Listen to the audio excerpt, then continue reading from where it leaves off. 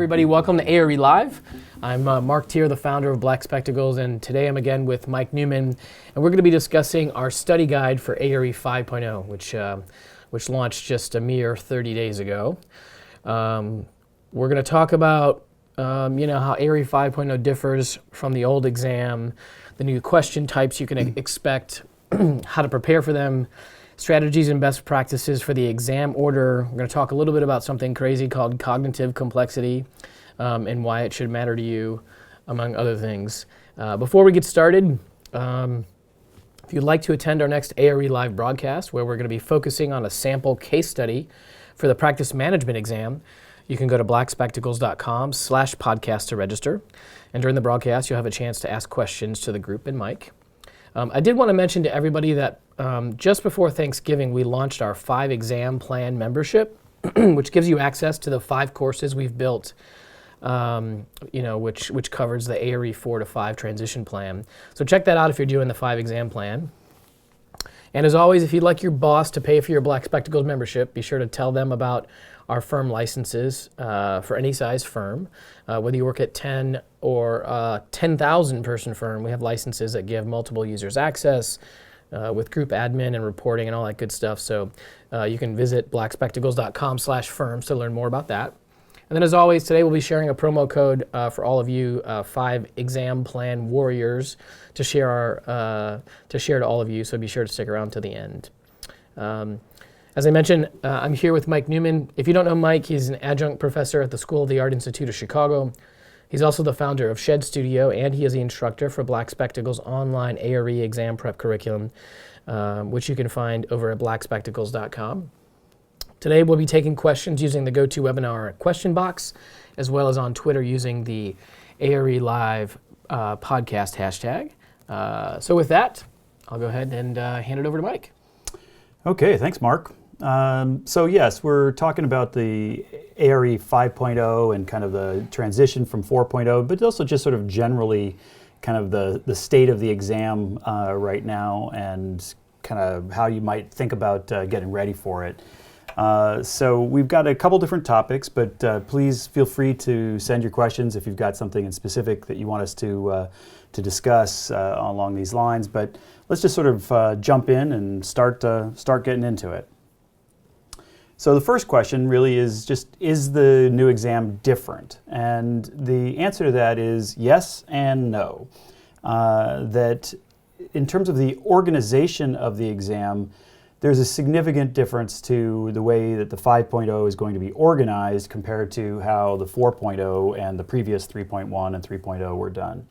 And that the gist of that organizational difference, and you've probably heard us or heard somebody say this before already, but just to kind of bring everybody up to speed, the gist of it is that the previous versions have been silos.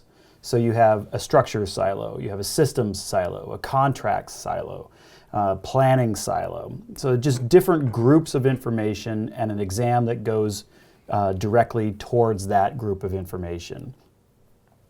This exam is going to be organized in a different way. This one, it has a little bit of some similar elements. It's going to have a practice management exam, a project management exam, but then it's going to have a sequence of 4 exams that are really organized from the beginning of a project all the way through construction of a project. So you can imagine that it's organized with a chronology.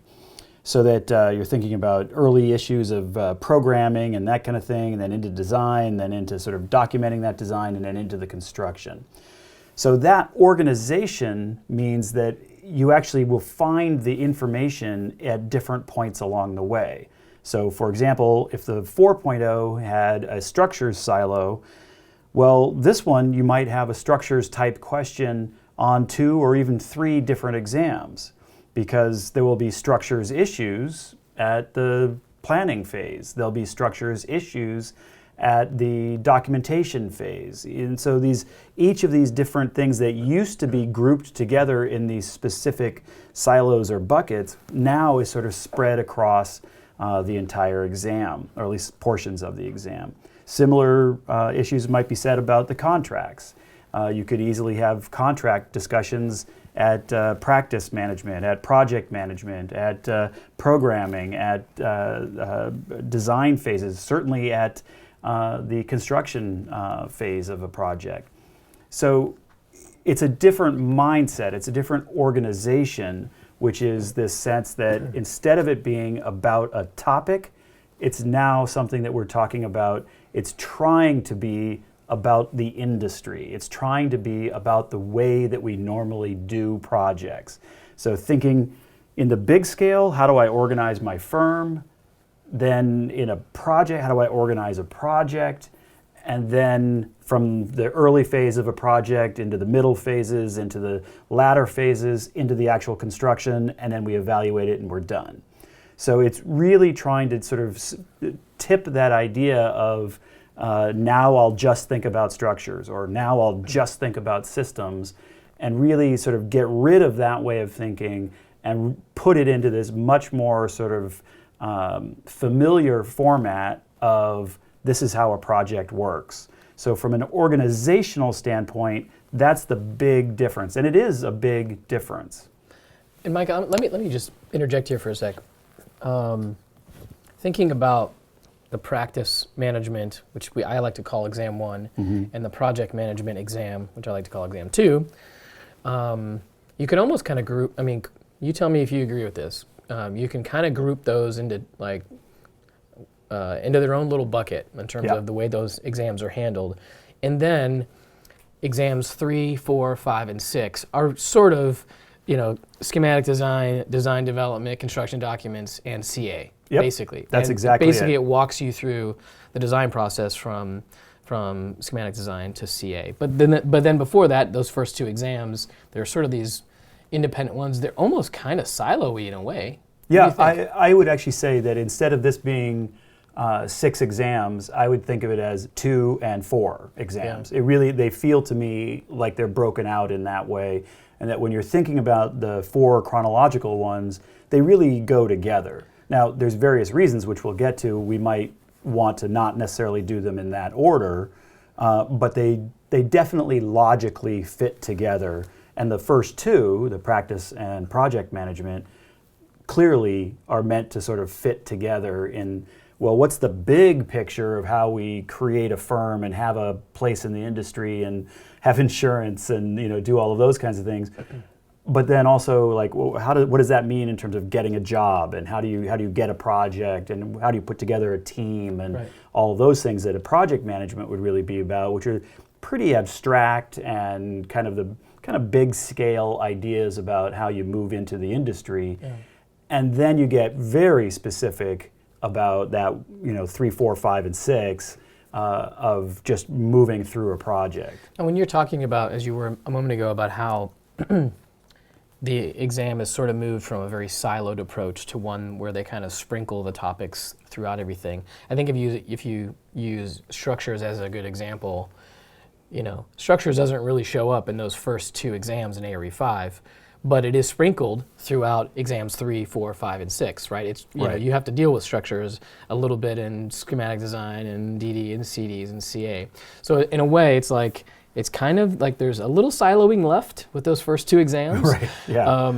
And then exams 3, 4, 5, and 6. Those are the ones that really kind of walk you through the process. Blow out the thing. And it's also important to remember that it's not like there wasn't overlap in 4.0 and in the previous ones. Right. There was certainly contract questions in programming, planning, and practice, as well as construction documents and services, as well as some of the other ones. So there was definitely some overlap already anyway. It's just this one is it's much more sort of built in that way. And there's something kind of interesting about that. And structures is sort of an interesting example. Both structures and systems, I think, are kind of specific and interesting examples where the idea that there's no longer a structures exam, there's probably quite a few people who are happy to hear that. Yeah, me. Including Mark. But then it's a little daunting that instead of just like biting the bullet, sitting down and reading a bunch of books and going through the videos and doing the thing and just focusing on structures for, you take July off and focus on structures, instead of doing that, now I have to kind of do a little bit of it all the way along as I'm moving through the process. So it reduces that big, heavy sort of scare, but at the same time it stretches it out, it kind of pulls it out. And I have to do it through the essentially whole process. But there's this other thing about it as well, which is it's no longer, there aren't that many structures questions. There's going to be fewer structures questions on this 5.0 exam than the full 4.0 structures exam from the previous. So even though you'll have more opportunity for structures questions, in total there will be fewer questions. The tricky part though is we don't know which fewer questions. Right. So you essentially still have to look at the pretty much the same wide range. I think there's a few issues that we can say are probably not going to make it onto the 5.0 version, but essentially you still have to look at the same pretty wide spectrum in order to really be able to answer the fewer questions that you would get. I would think it's going to be a little bit more sort of familiar, right? Because the structures questions are going to show up in exams 3, 4, 5, and 6. Maybe not even that much in 6. And you're going to be, if you're working in a practice, if you're working in an office, you're going to be sort of familiar with seeing structures show up a little bit early. Yeah, and that's so the forth. entire point. Right. The entire point is that we are making it more like what it's like in the office. So, the good part about that, which I think is what you were alluding to, is instead of having a question that is just sort of out of the blue and just sort of this random, like, here's a question about structures and you don't have any idea what the context is, well, now you're taking that exam that's about the programming phase and there's a question about structures. Well, you know it's not about the number of bolts it's going to take to put the beam into the column. Right? That's too detailed for a programming phase. You know it's going to be kind of what's the big scale, what's the, am I doing long span, am I not doing long span? Is there maybe a soils question or something like that that would make sense in that early phase of a project. And then later down the road, when I'm doing, for example, exam 5, the one that's really about the kind of CD set kind of range of information, if I get a structures question in there, I know it's not going to be some sort of abstract question about, well, maybe we should think about doing long span, right? Like that doesn't make sense at that point in the project. It would have to be a detailed question, and it's very clear that they're looking for a calculation or some very specific understanding of like how things actually get put together. So the sheer fact that they're spread out in these different exams, the positive of that really is that you now have at least a little bit of context just from the nature of the exam itself to understand what kind of question it is and to help you sort of guide you in how you should be thinking about it. And I think just to add on to one of the things you were talking about, guys, don't forget the first exam, this practice management one, which we're doing an a.r.e. live on in January, is almost entirely new content that they're assessing you on. The folks at NCARB said that they discovered that running a practice is one of the highest litigated topics in architecture, and so they realized that in order to get you your license, you really need to have a good understanding of how to put together a practice, basically how to run a business, Right. Which they had never really done, I think, maybe as thorough of a way in as clear a before. way. There's definitely, I would bet that probably 30% of the questions are ones that have been around for a while, but they're definitely adding a whole new range of questions and emphasizing it in a way that they haven't in the past. And that is coming from a very specific place. That's not just NCARB thinking, hey, wouldn't it be good if we made a new exam? That'll get those guys. Yeah. It comes from doing interviews with young architects, with architects that run hiring in their firms, with principals around the country.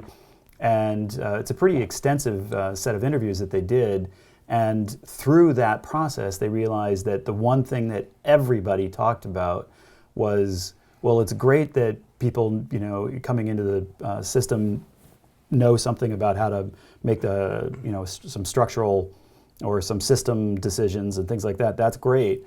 But if they're going to do something silly on a job site that's going to get us sued, well, that's not going to be great. Or for that matter, if I'm a young architect and I get licensed, wouldn't it be good if I felt comfortable knowing how to actually start a firm and what to do? And nobody expects that you're going to study for the exam and know immediately how to run a whole firm. But at least you start thinking about those issues when you're studying for the exam, and you start thinking about, well, how does insurance work? Where would I, how would I start to put together a team that I would work with? And how do I start to place myself out in the world from an advertising standpoint and answering RFPs and things like that? So that was one of those sort of glaring omissions that they realized that the exam wasn't helping out at all. Wasn't useful to young architects as they were coming through, wasn't useful to the firms that are out there that were feeling that there was this big gaping hole with the architects that were coming in that weren't getting that information from their design schools. And so people were not prepared to be sort of running a practice. And yet, it's quite likely you start working for somebody, it's quite likely, 5-6 years into working for somebody, you're really the person who's running the practice. Principals are often, trying to meet clients and doing whatever, right? There's somebody else in the firm that's actually got to make it happen. And so, that's young architects who are really in that role. And so that realization was a big, big one. Yeah. So this whole thing, Mike, this is going to be a lot easier exam, right? Piece of cake. Yeah, piece of cake. I wouldn't worry about it at all. In fact, I don't even know why you're listening. I'm printing out T-shirts for everybody, by the way, that says everybody passes on the first try. Everybody passes on the first try. I was up late last night thinking about that idea. The idea here is that it actually is meant to be easier in the sense that it's more in tune with the way that you do architecture. And so it should feel smarter and better and more like what your life is really like. The sort of subtle, slightly bad news that I would throw out there is I think that's true. I think this is, in fact, a better exam. I think it makes more sense. I think these are good decisions that NCARB has been making. The one thing I'm not 100% sure about is whether it's easier to take the exam. I think there's something to the idea of just taking a couple weeks and focusing on systems or focusing on contracts or something like that. There's a sort of soothingness to just be able to block everything else out and just focus on those issues and get yourself up to speed and then just go take an exam on that. This sort of takes away that soothingness, and I have to really think about it along a long-term thing. And don't forget, for additional opinions on that, check out our previous podcast. Yes. Where we had 3 architects give their very strong opinions on that topic. Yeah, so. And when it comes down to it, is it harder? No. When it comes down to it, it's probably a little bit easier, but essentially, being an architect is a complicated thing. It's been a complicated thing for a long time. The exam is doing its damnedest to find a way to sort of be a little bit of a gatekeeper. That's not really what it's trying to do, but a little bit trying to make sure that people are reasonably competent. One of the things that the folks from NCARB said to us when we were meeting with them a couple months ago, it was a very interesting moment where they said a number of times in a number of different ways that one of the things that people complained about the exam was that it felt like a lot of the questions were very specific and difficult, but not necessarily meaningful. And their intention is to really back away from that, get rid of that sort of rote memory, specific kind of thing, and really move into the idea of meaningful questions. So questions that are about understanding a scenario, being able to make reasonable decisions from the information that you're given, and then answering those issues. And I think that makes a lot of sense. And I think it's going to make it a better exam. But like I say, it's not necessarily easier for you in the very strict sense of studying for it.